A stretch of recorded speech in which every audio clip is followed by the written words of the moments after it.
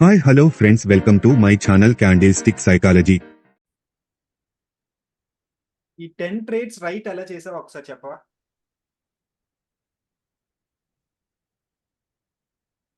ఇక్కడ సపోర్ట్ ఉంది కదా సార్. ఇక్కడ రెడ్ కాయిన్ పక్కల గ్రీన్ కాయిన్ వచ్చింది సార్. ఓకే. దాని సపోర్ట్ తీసుకొని తీసేసుకున్నాం. ఒక క్యాండిల్ బ్రేక్ అయిన తర్వాత తీసుకున్నాం. Okay, very good. Next this one.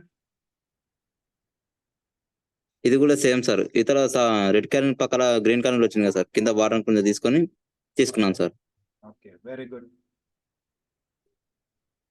This one. ఇది కూడా సేమ్ సార్. ఇది గ్రీన్ క్యాండిల్ వచ్చిన తర్వాత రెడ్ క్యాండిల్ వచ్చింది కదా సార్. దానికి రెసిస్టెన్స్ తీసుకొని తీసుకున్నాం సార్. క్యాండిల్ బ్రేక్ అయిన తర్వాత తీసుకున్నాం sir. Very good. This one.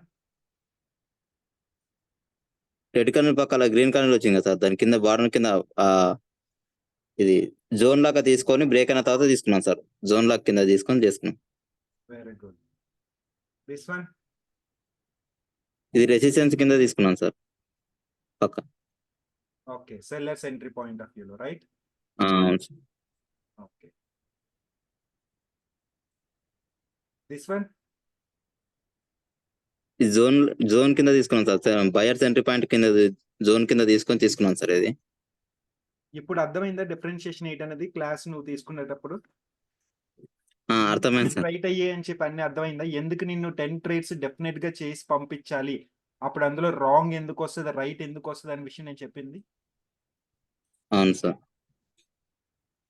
నీకు ఇలా 10 ట్రేడ్స్ రైట్ అవడానికి రీజన్ ఏంటంటే ఫస్ట్ నువ్వు చూడవలసినవి ఎగ్జాక్ట్ గా చూస్తేనే నీకు వస్తుంది. Yes sir. ప్రీవియస్ క్లాసెస్ నీకు వీడియోస్ కన్నా నీకు ఎందుకు క్లాస్ తీసుకోమనంటే ఇక్కడ నేను చెప్పే రీజన్స్ ఏవైతే ఉన్నాయో ఆటలు దాన్ని బట్టి నువ్వు చేస్తేనే అందుకు నీకు ఇవి రైట్ అవ్వడానికి ఛాన్సెస్. నువ్వు ఒక ట్రేడ్ చేస్తునేటప్పుడు బ్లైండ్ గా ఎప్పుడు ట్రేడ్ చేయకూడదు. లాస్ట్ క్లాస్ లో మనం అదే కదా డిస్కషన్ చేసుకొని ఇప్పుడు నేను ఏదైతే చెప్పానో దాని మీద ట్రేడ్ చేయమని చెప్పాను, అవునా? Yes sir. ఓకే. ఇప్పుడు నీకు పర్స్పెక్టివ్ ఎయిట్ కనబడింది నీకు మార్కెట్ లో సార్. ఇట్ మీన్స్ అంటే ఇప్పుడు నువ్వు మార్కెట్ ని ఎక్కడి నుంచి బయ్యర్స్ వస్తున్నారు, ఎక్కడి నుంచి సెల్లర్స్ వస్తున్నారు, ఇక్కడ బయ్యర్ కన్ఫర్మేషన్స్ చూస్తున్నావా, చూడగలుగుతున్నావా, ఏంటి డిఫరెన్షియేషన్ ఏంటి? బయర్స్ చూడగలుగుతాం సార్. బయర్స్ ఇక్కడ నుంచి ఈ క్యాండిల్ ఈ సపోర్ట్ తీసుకొని వెళ్తారని కన్ఫర్మేషన్ తీసుకొని చూసుకున్నాం సార్. బయర్స్ అప్పుడే మూమెంట్ బాగా ఇచ్చారు కదా సార్ అక్కడ. Very good. సపోర్ట్ తీసుకొని. Okay. So coming to the point, ఈ రోజు దీంతో పాటు నీకు ఇంకొక పాయింట్ యాడ్ చేస్తా. ఆ పాయింట్ ప్రకారంగా కూడా నెక్స్ట్ సేమ్ యాజ్ టీజ్ గా ఇలాగే 10 ట్రేడ్స్ ప్రాక్టీస్ అమౌంట్ లో మాత్రమే చెయ్యాలి. Okay okay sir. అయితే ఇప్పుడు నేను చెప్పేది థియరీ ఏంటనంటే మార్కెట్ లో ఇప్పుడు నీకు బయ్యర్స్ ఎక్కడి నుంచి వస్తున్నారు అన్న పాయింట్ ఆఫ్ వ్యూ నువ్వు చూసావు. Yes sir. అయితే ఇప్పుడు ఈ బయ్యర్స్ ఎక్కడి వరకు వెళ్తారు, అసలు ఎక్కడి నుంచి వెళ్తే మళ్ళీ ఎక్కడ సెల్లర్స్ వస్తారు అనే సెనారియో కోసం ఈ రోజు మాట్లాడుకుందాం. అంటే కామన్ ఏంటంటే నీకు ఫస్ట్ నేను నేర్పించింది ఏంటి, support and resistance lines, zones, next levels కోసం మాట్లాడుకుంటాం. ఆఫ్టర్ దట్ ఏంటి, ఇప్పుడు ఈ ట్రేడ్స్ ఎగ్జాక్ట్ గా అక్కడైతేనే ట్రేడ్ చేయమన్నా, సో దట్ ఈస్ ద. అయితే ఇప్పుడు ఇవి కంటిన్యూషన్ లో కూడా మనం చేయొచ్చు. అంటే చూడండి, మార్కెట్ ఇప్పుడు ఇక్కడ సెల్లర్ వస్తాడు అనడానికి రీజన్ ఏంటి, ఇక్కడ నుంచి మార్కెట్ పైకి వెళ్తుంది అనడానికి రీజన్ ఏంటి, మార్కెట్ అసలు వెళ్తే ఎక్కడి వరకు వెళ్తుంది అనే రీజన్స్ ఏంటని చెప్పి ఈరోజు ఆ పాయింట్ యాడ్ చేసి నేను చెప్తాను. సో దాన్ని బట్టి ఏంటి, ఒక మార్కెట్ లోని పర్ఫెక్ట్ గా ట్రేడ్ చేసేటప్పుడు సెల్లర్ వస్తే సెల్లర్ ఎంట్రీ అన్న పాయింట్ ఆఫ్ వ్యూ చూడకుండా బయ్యర్స్ అనే వాళ్ళు డెఫినెట్ గా ఇక్కడ వరకు రీచ్ అవుట్ అవుతారు అన్న పాయింట్ ఆఫ్ వ్యూ అన్నది నీకు యాడ్ చేసి చెప్తాను. సో ఆ పాయింట్ ప్రకారంగానే నెక్స్ట్ టైం అంటే చూడండి, ఇప్పుడు ఒక్కొక్క దాంట్లో ఒక్కొక్క చేసావు కదా. Okay sir. అలా కాకుండా ఒక్క పేరులోనే కంటిన్యూషన్ లో ట్రేడ్ చేయడానికి ట్రై చేయి. కంటిన్యూషన్ లో ట్రేడ్ చేయమన్నాను కదా అని చెప్పి first candle, next second candle, third, fourth అలా చేయకు. నీకు ఆపర్చునిటీ వచ్చిన దగ్గర, ఫర్ ఎగ్జాంపుల్ ఇక్కడ ఆపర్చునిటీ వచ్చింది, ఇది ట్రేడ్ చేసావు, win. Okay okay sir. Next మళ్ళా నీకు ఇక్కడ సెల్లర్ వస్తాడా బయ్యర్ వస్తాడా అనే విషయం అంటే ఇప్పుడు నేను చెప్పిన దాన్ని బట్టి నీకు అర్థం అవుతుంది. సో మార్కెట్ ఎక్కడి వరకు వెళ్తుంది, ఓకే మళ్ళీ ఇక్కడ నాకు బయ్యరే వస్తాడు, సో కాబట్టి బయ్యింగ్ ఆపర్చునిటీ. లేదు ఇక్కడ నుంచి సెల్లర్ వస్తాడు కాబట్టి సెల్లింగ్ ఆపర్చునిటీ తీసుకోవచ్చు. అవి విత్ కన్ఫర్మేషన్స్ చూసుకోవడానికి అన్న పాయింట్ ఆఫ్ వ్యూలో ఈరోజు చెప్తాను. Okay, okay sir. వాటిని యాడ్ చేసుకొని మార్కెట్లో ట్రేడ్ చేయడానికి ట్రై చేయి. Okay sir. ప్రాక్టీస్ దాంట్లోనే, అప్పుడే ట్రేడ్ అన్నది చెయ్యొద్దు. Okay sir.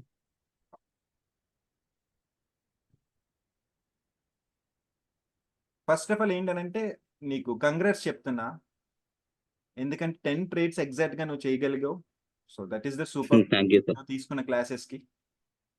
Thank you sir. So coming to the point here, ఇప్పుడు నేను ఎక్స్ప్లెయిన్ చేస్తాను, అది చూడండి.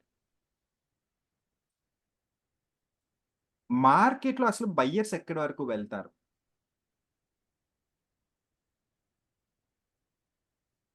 సెల్లర్స్ వస్తే ఎక్కడి వరకు సెల్లర్స్ రావచ్చు, ఈ విషయం మనకు తెలిసింది అనుకోండి. దీని ద్వారా నెక్స్ట్ సెల్లర్ వచ్చినా సరే బయ్యర్ ఎంట్రీస్ తీసుకోవడానికి ట్రై చేస్తారు, సెల్లర్ వచ్చినా సరే బయ్యర్ ఎంట్రీస్ తీసుకోవడానికి ట్రై చేస్తారు.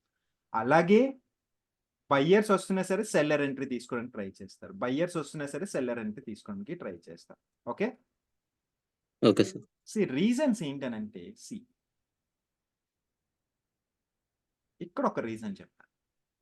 ప్రీవియస్ గా మార్కెట్ అనేది ఇక్కడి వరకు వెళ్ళింది. Okay, okay sir.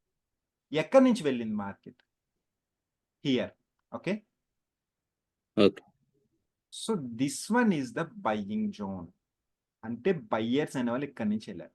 If in case market వచ్చి మళ్ళీ అక్కడ సపోర్ట్ తీసుకుందంటే సెల్లర్స్ వచ్చిన బయ్యర్సే వస్తారు, సెల్లర్స్ వచ్చిన బయ్యర్సే వస్తారు, సెల్లర్స్ వచ్చిన బయ్యర్సే వస్తారు, సెల్లర్స్ వచ్చిన బయ్యర్సే వస్తారు, సెల్లర్స్ వచ్చిన బయ్యర్స్ వస్తారు. ఎక్కడి వరకు? ఇక్కడ వరకు. మీకు కన్ఫర్మేషన్స్ ఆ పాయింట్ ఆఫ్ వ్యూలో చూడాలి. Okay, okay sir. Okay sir. అయితే హియర్ సమ్ సెల్లర్స్. ఇప్పుడు ఇక్కడ బయ్యర్ ఎంట్రీ అయ్యాడు, సెల్లర్ వచ్చాడు. ఈ సెల్లర్ దీన్ని ఫుల్ఫిల్ చేశాడా? ఇక్కడి వరకు వచ్చాడా?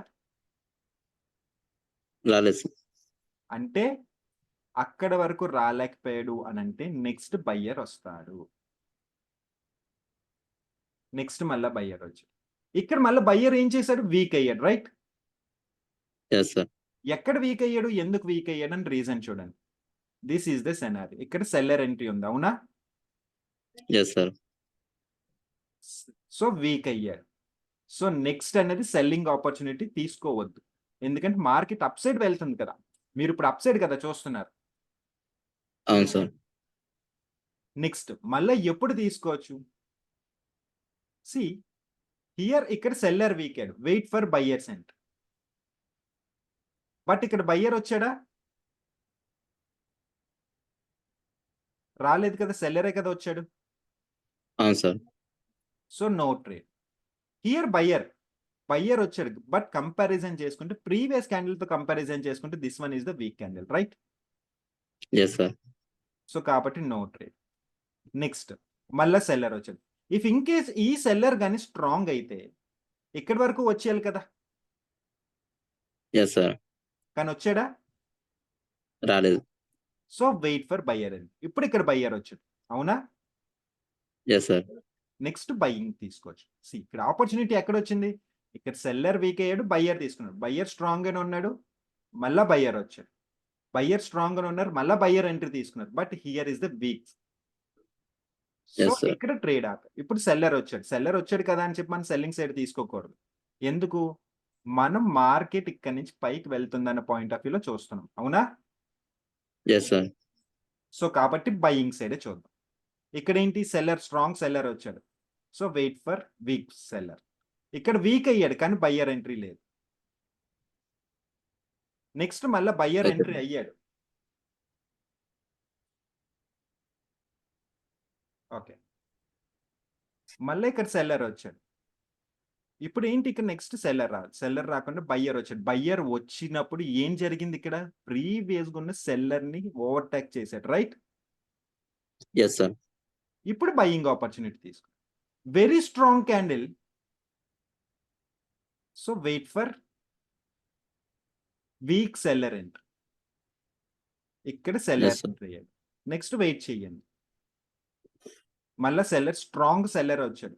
నెక్స్ట్ స్ట్రాంగ్ గా బయ్యర్ కూడా వచ్చాడు, అవునా? Yes sir. ఇప్పుడు ఏం చేస్తారు, ఇక్కడ స్ట్రాంగ్ బయ్యర్ ఉన్నాడు కదా అని చెప్పి మళ్ళీ ఇక్కడ నుంచి బయ్యింగ్ ఆపర్చునిటీ తీసుకోవాలంటే బయ్యింగ్ ఇఫ్ ఇన్ కేస్ ఇక్కడ కానీ బయ్యర్ స్ట్రాంగ్ అయితే ఈ హై క్రాస్ చేయాలి కదా. Yes sir. ఇక్కడ ఇది ఎలా క్రాస్ చేయాలి, అలా క్రాస్ చేయాలి కదా. Yes sir. క్రాస్ చేయలేదు. నెక్స్ట్ బయ్యర్ వచ్చాడు కానీ weak buyer, right. Yes sir. Next ఇక్కడ ఏంటి, సెల్లర్ వీక్ అయ్యాడు, ఎందుకు దీన్ని క్రాస్ చేయలేకపోయాడు, రైట్. Yes sir. ఇప్పుడు ఏం జరిగింది, నెక్స్ట్ ఇక్కడ ఎవరు రావాలి, బయ్యర్ రావాలి, అవునా. అవును సార్. ఈ పాయింట్ ఆఫ్ ఇక్కడ ఎలా బయ్యర్ వచ్చాడో అలాగే ఇక్కడ కూడా బయ్యర్ రావాలి కదా. Yes sir. కానీ బయ్యర్ వచ్చాడా, సెల్లర్ వచ్చారు. సెల్లర్ వచ్చాడు. సో ఇప్పుడు వీటితో కంపారిజన్ చేసుకుంటూ ప్రీవియస్ గా లెవెల్స్ కూడా క్యాలిక్యులేట్ చేసుకుంటాం. ఇప్పుడు ఇక్కడ Okay, ఏం sir. జరిగింది, స్ట్రాంగ్ గా బయ్యర్ వచ్చాడు. Yes sir. Next buyer entry, ఇక్కడ నువ్వు ట్రేడ్ తీసుకుంది, this one is the winning trade. Okay sir. But ఇక్కడ చూస్తే ఏంటి, హై ఫామ్ చేశాడు కానీ బయ్యర్ వీక్ వచ్చాడు. Yes sir. So wait for strong buyer. ఇక్కడ స్ట్రాంగ్ బయ్యర్ వచ్చాడు కానీ here selling rejection, here buying pressure.